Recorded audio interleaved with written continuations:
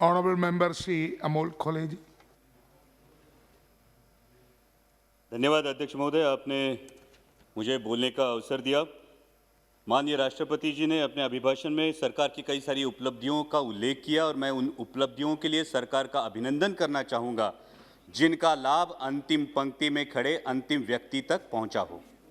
राष्ट्रपति जी ने अपने अभिभाषण में नए संसद भवन के निर्माण की बात की, गर्व की बात है, लेकिन सवाल ये उठता है अध्यक्ष महोदय कि जिस देश की सार्वजनिक स्वास्थ्य व्यवस्था कोरोना की महामारी में बुरी तरह से एक्सपोज हुई हो, उस देश की प्राथमिकता क्या होनी चाहिए?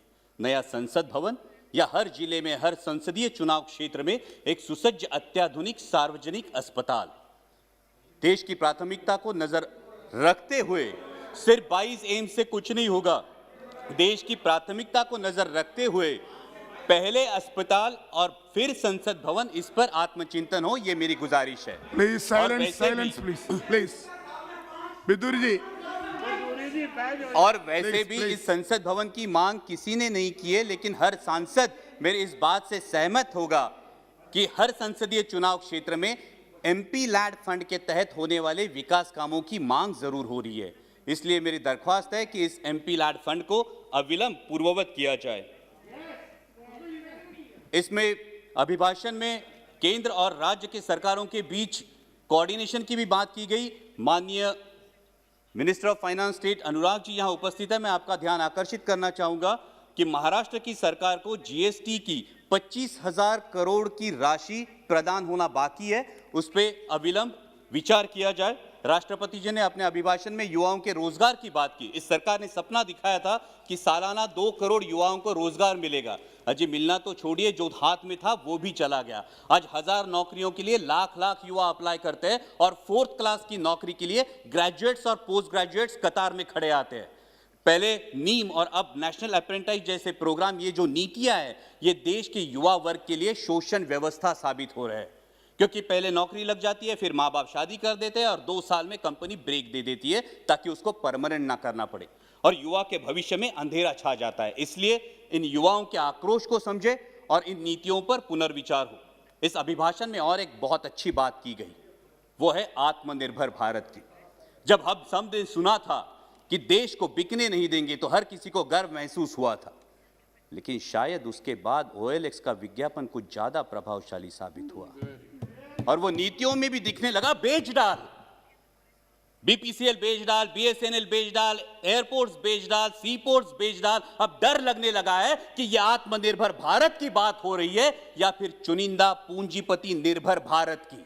मैं सचेत करना चाहूंगा कि इस प्रकार से मुक्त अर्थव्यवस्था के आड़े में अगर हम क्रूनी कैपिटलिज्म को बढ़ावा देकर देश के संसाधन चुनिंदा पूंजीपतियों के हाथ में सौंप दे तो देश की आने वाली पीढ़ियां हमें कभी माफ नहीं करेंगी।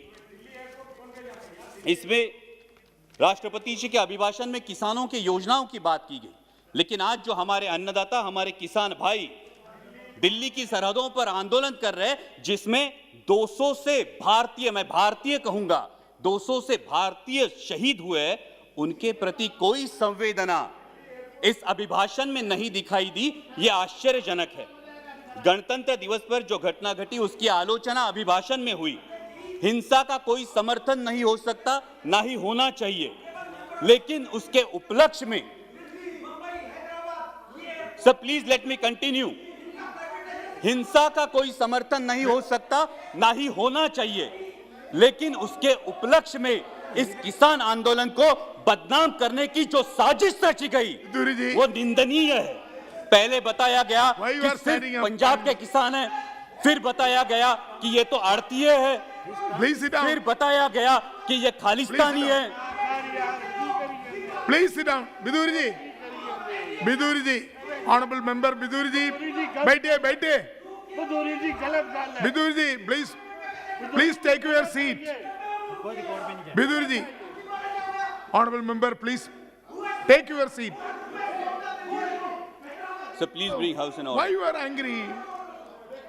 सर अगर you sit down there. Sir अगर ऐसे बोलेंगे, कल इनके नेता भी बोलेंगे, तब हम बीच में चलाएंगे, फिर अच्छा होगा सर। No, why? ये जानबूझ के है।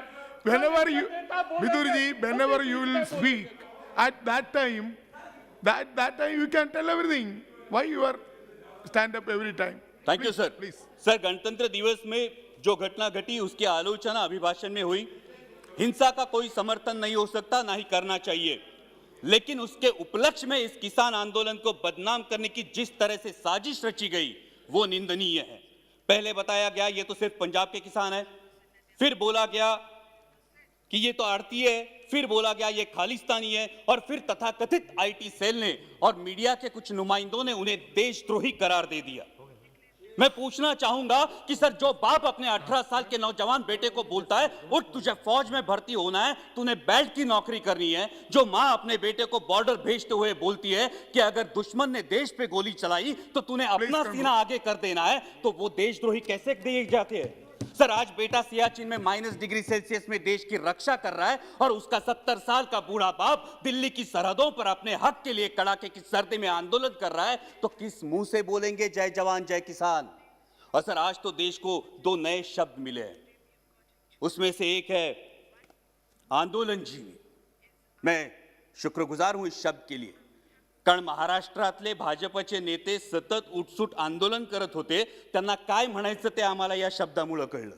पण ज्या कष्टकरी वर्गासाठी आमचे बाबा आढावांसारखे सामाजिक कार्यकर्ते वयाच्या 90 ठामपणे उभे राहतात, ते मात्र महाराष्ट्राचा अभिमान है। लेकिन मैं पूछना चाहूंगा सर आपके माध्यम से कि जिस देश की स्वतंत्रता की बुनियाद ही आंदोलन हो, उस देश में इस बात का प्रयोग कैसे किया जा सकता है? सिर्फ 1 मिनट में कंक्लूड करूंगा सर। यहां पे कई माननीय सदस्य बोलते हुए उन्होंने परराष्ट्र में जिन्होंने अच्छी बात की उसकी सराहना की, लेकिन ये कैसी विडंबना है सर, जब ब्राजील के राष्ट्राध्यक्ष संजीवनी की उपाधि देंगे तो हम खुश होंगे, जब अमेरिकी पूर्व राष्ट्राध्यक्ष हाउडी मोदी बोलेंगे तो हम तालियां बजाएंगे, और जब कोई विदेशी मानवता के दृष्टिकोण से किसान आंदोलन पर टिप्पणी करेगा तो फिर वो फॉरेन डिस्ट्रक्टिव आइडियोलॉजी हो जाती है। सर, ये बैरिकेड्स लगाना, ये फेंसिंग करना, ये किस प्रजातंत्र का लक्षण है? सर, महामहिम राष्ट्रपति जी ने अपने अभिभाषण में आर्य चाणक्य के पंक्तियों का उल्लेख किया, लेकिन मैं इस सदन को बताना चाहूंगा कि उन्हीं आर्य चाणक्य ने यह भी बताया है कि जब राजा का अहंकार प्रजाहित से ऊपर उठ जाए तो समझ लेना कि उसके शासनकाल का अंत निश्चित है। और इसीलिए मैं दरख्वास्त करूंगा कि संवेदनशीलता से इस समस्या का किसानों के हित में हल निकाले, ताकि फिर हर देशवासी गर्व से कह सके जय जवान जय किसान।